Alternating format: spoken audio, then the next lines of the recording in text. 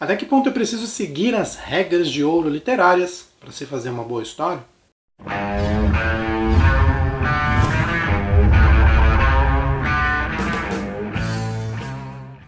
Salve galera, eu sou o Dan Falter e hoje nós vamos falar sobre o livro Os Homens que Não Amavam as Mulheres, do autor sueco Stieg Larsson. E eu resolvi trazer esse livro aqui com várias reflexões que eu tive durante a leitura dele. Porque, como escritor, eu sempre precisei fazer aí vários cursos, vários treinamentos, ler vários livros, onde nos são mostradas as melhores práticas para se escrever uma boa história. E muitas vezes eu não concordava com essas práticas 100%.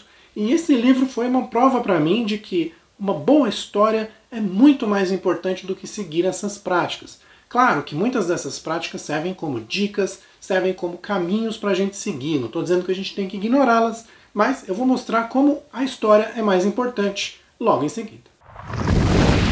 Mas antes um recadinho rápido para você que acompanha esse canal. Deixa seu like ali embaixo, porque isso ajuda muito a gente, principalmente num canal como o meu, que fala sobre livros, sobre quadrinhos, que não é aí exatamente um assunto mais comentado das grandes redes. Então, o seu like é muito importante para ajudar a impulsionar canais como esse. Outra coisa que você pode fazer para me ajudar é se inscrever no canal. É só você clicar no botãozinho que está aparecendo ali embaixo. Estou tentando chegar nos 1000 inscritos, falta só um pouquinho, então dá uma forcinha aí para mim. E a primeira regra que eu quero falar para vocês que foi quebrada nesse livro é a regra que você precisa capturar o seu leitor nas primeiras linhas. Essa regra diz que você precisa colocar algo de impacto logo no começo, na primeira página, se possível, no primeiro parágrafo, para que você fisgue o leitor, porque caso você não faça isso, o leitor vai embora. Bom, eu sempre achei essa regra meio besta, porque quando você se predispõe a ler um livro, você não vai parar após ler um parágrafo ou uma página, a não ser que você seja meio problemático aí da cabeça. Se você ouviu de outras pessoas que esse livro era bom, ou se a sinopse ou a capa, ou se alguma coisa no livro chamou a sua atenção o suficiente para você comprar, alugar ou ter esse livro em suas mãos, você vai ler ali, sei lá, 5, 10, 20 páginas antes de decidir que aquele livro não é para você. E foi o que aconteceu nessa obra. Eu confesso para vocês que durante as primeiras páginas eu não estava entendendo praticamente nada. Porque a gente vê ali nomes de pessoas, nomes de lugares, e esse livro se passa na Suécia, e os nomes de lugares não são muito digeríveis para pessoas aqui do Brasil, então esse livro me deixou bastante confuso nas primeiras páginas. Porém, quando eu cheguei lá na página 50, 60 mais ou menos, eu comecei a entender melhor, e aí eu fui embora. Outra prática que o autor resolveu ignorar aqui é a do título. Quando você vai colocar um título na sua obra, você precisa colocar algo que seja chamativo, mas também algo que seja atraente. É preciso que as pessoas tenham vontade de ler o seu livro. E o nome desse livro não ajuda muito a ele, porque o nome do livro é Os Homens que Não Amavam as Mulheres. Então, ele se coloca ali como um livro basicamente misógino, pelo menos no título. Não estou dizendo que a história ou o autor sejam, mas esse tipo de coisa, principalmente nos tempos em que vivemos, é bastante complicada. E esse livro não é tão velho assim, ele é lá da década de 2000. Bom, na verdade ele já tem seus bons 20 anos, mas mesmo assim eu não diria que ele é tão velho assim. Então é um título que não parece fazer muito sentido a princípio, e que você só vai entender lá no final, quando as coisas estiverem ali todas amarradas. E claro, tem aquele dado momento onde uma personagem vai dizer o nome do livro e você olha e fala, olha lá, olha lá, ela disse, ela disse. Mas antes da gente continuar, é preciso passar para vocês uma sinopse de o que é esse livro. Esse livro é sobre um repórter, o Michael Blonsky. Esse repórter publicou ali numa revista, a revista se chama Millennium, e aqui a gente entende o nome da trilogia Millennium, que vai ter 3 livros, além deste que eu estou falando com vocês. Bom, esse repórter publicou ali uma matéria investigativa contra ali um milionário empresário, mostrando ali vários esquemas de corrupção. E o que acabou acontecendo é que haviam ali dados falsos nessa investigação dele, e ele acabou sendo condenado e vai precisar inclusive pagar uma pena. O que acaba acontecendo é que isso traz ali um desgaste enorme para a revista, e ele precisa se licenciar para não atrapalhar a revista ali da qual ele é sócio. Nesse ínterim surge ali um senhorzinho, velhinho, empresário, também de um outro grupo, que resolve contratá-lo para uma missão bastante complicada. Ele quer que esse repórter investigue o sumiço da neta dele. O O problema é que esse sumiço aconteceu há 40 anos. Então, seja lá quais forem as provas, seja lá quais forem os fatos, tudo já está muito bem escondido, muito bem apagado. Mas, como esse repórter não tem muito a perder, ele acaba indo fazer essa investigação. Para isso, ele acaba precisando se mudar ali para uma espécie de vilarejo lá no norte da Suécia, onde praticamente toda essa família mora. Essa família vai ter ali, claro, vários suspeitos, várias pessoas que vão se envolver com ele, e assim a história vai rolando em torno dessa investigação. Mas essa história também vai contar com uma segunda personagem que vai ser bastante importante, que é a Lisbeth Salander. A Lisbeth é uma menina que tem ali algum tipo de condição que não é muito clara no livro. A gente suspeita ali de que seja algo parecido com Asperger, talvez algum nível de autismo, não fica claro, não é dito. Mas ela tem ali uma enorme dificuldade de se socializar, tanto que mesmo sendo adulta, ela ainda tem um tutor. Por outro lado, essa garota é uma hacker e uma hacker das ótimas. Ela acaba sendo muito importante nessa investigação, já que você ter um hacker do seu lado vai facilitar bastante as coisas. Mas voltando às regras que foram quebradas, quero falar aqui da regra do livro grande. Hoje em dia, com a preguiça das pessoas em gastar o seu tempo com obras maiores, a gente tem visto cada vez mais o pessoal encurtando as coisas. Seja livros, quadrinhos, séries, filmes, tudo tem que acontecer muito rápido, muito ligeiro, porque as pessoas não têm tempo ou não prestam atenção, elas se distraem muito facilmente. Bom, esse livro aqui tem 500 páginas e ele precisa, sim, de muita dedicação do leitor. Porém, mais uma vez aconteceu comigo aquilo que eu disse em outros casos. Você pega o livro para ler um dia, lê 10, 20 páginas, de repente você sente vontade de fazer isso de novo, no dia seguinte você lê 30, no outro você lê 40, até que no último dia faltam apenas 100 páginas e você lê tudo de uma vez. Então, o bom livro não é aquele que tem poucas páginas ou muitas páginas. É o livro que tem uma boa história, porque às vezes um livro ruim de 100 páginas pode ser muito mais sofrido de ler do que um bom de 500. Como vocês puderam ver, esse é um livro que não segue certos padrões literários aí tão comentados. Ele não tem um título muito chamativo, ele tem uma sinopse gigante. Se você for lá nos serviços do Scoob, por exemplo, e dar uma olhada na sinopse, você vai ver que ela é muito grande, outra prática que não é muito recomendada nos dias de hoje. Mais uma vez, é insistido pra gente que devemos fazer coisas curtas, rápidas, sucintas. Afinal, as pessoas são preguiçosas. Mas a gente tem que pensar uma coisa, para quem é livros como este? Se você respondeu para pessoas velhas que não têm nada para fazer, talvez seja uma boa resposta. Mas não, esse livro é para aquelas pessoas que gostam sim de histórias mais aprofundadas, mais detalhadas e mais calmas, e que estão sim dispostas a dedicar um pouquinho mais de tempo. As pessoas às vezes têm uma ideia um pouquinho errônea de que você precisa ler essas 500 páginas de uma vez só. O hábito da leitura pode ser uma coisa ali paulatina, você pode ler pouquinho todo dia, nem que você leve meses para terminar o livro. Qual é o problema? Por que a pressa em terminar as coisas?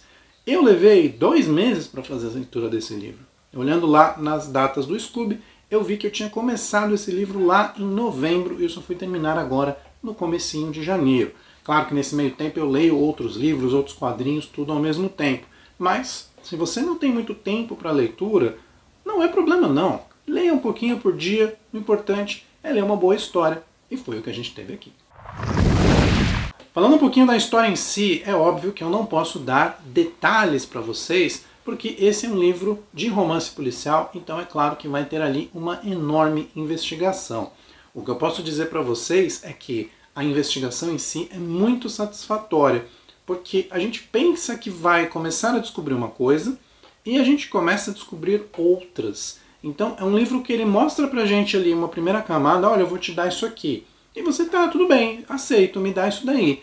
E durante a história ele fala, ó, tá bom, mas eu vou também te dar isso aqui, e aquilo ali. E você começa a ficar feliz, você, poxa, esse livro está me dando muito.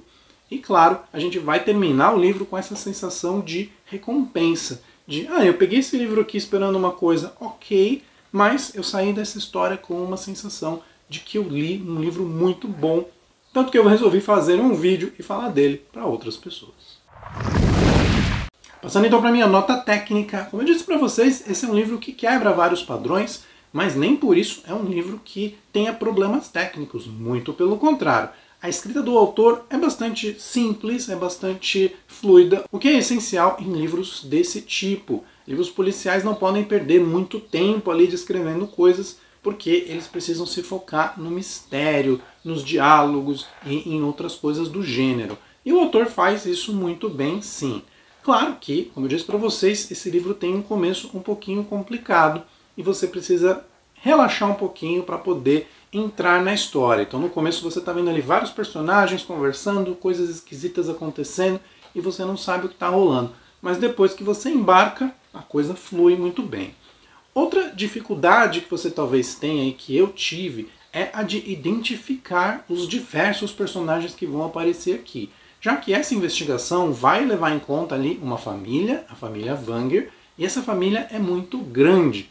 E ela vai levar em consideração até gerações anteriores dessa família. Então tem horas que você começa a ver Antônio, João, mas o Antônio é o pai do João ou é irmão do João? Você começa a ficar meio perdido com isso, mas faz parte da história. Claro que se você tivesse isso no formato visual, facilitaria muito, mas são ali os pequenos gaps que você vai ter.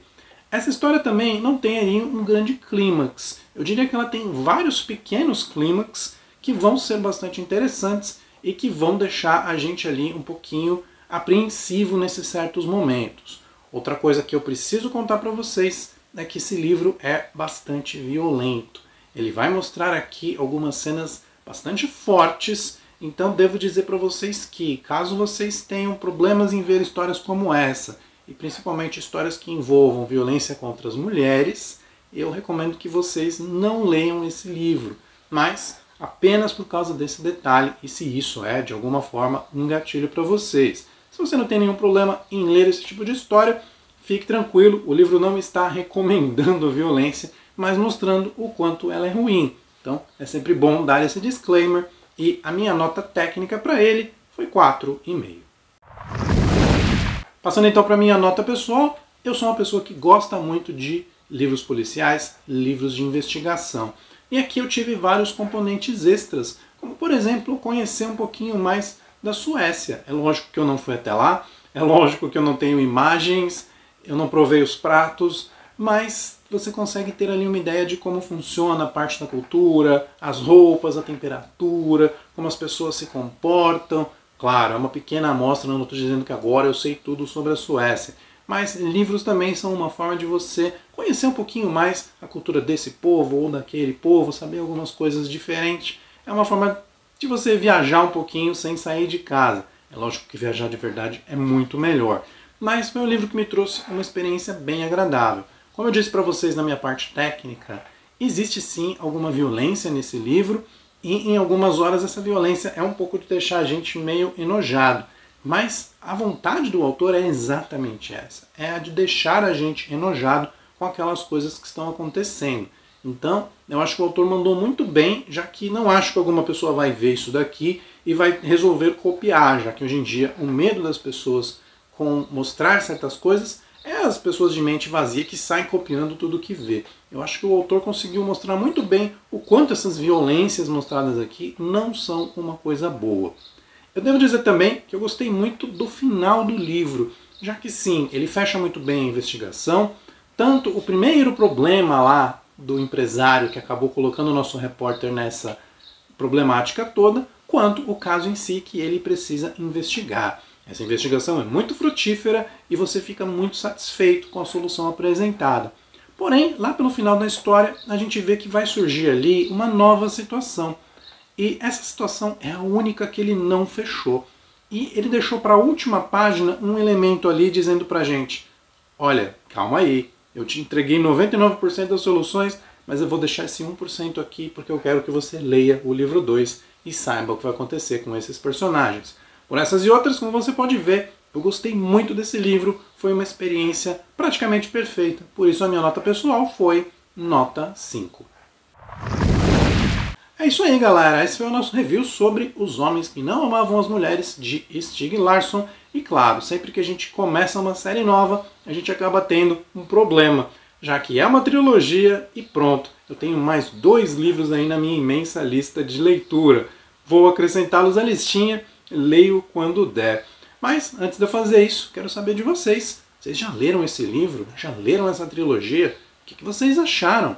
Deixem suas opiniões aí nos comentários. Vocês têm algum detalhe, alguma correção a fazer sobre esse vídeo? Comenta aí embaixo também. Eu leio todos os comentários, respondo sempre que dá um tempinho. Um abraço para todo mundo, até o próximo vídeo.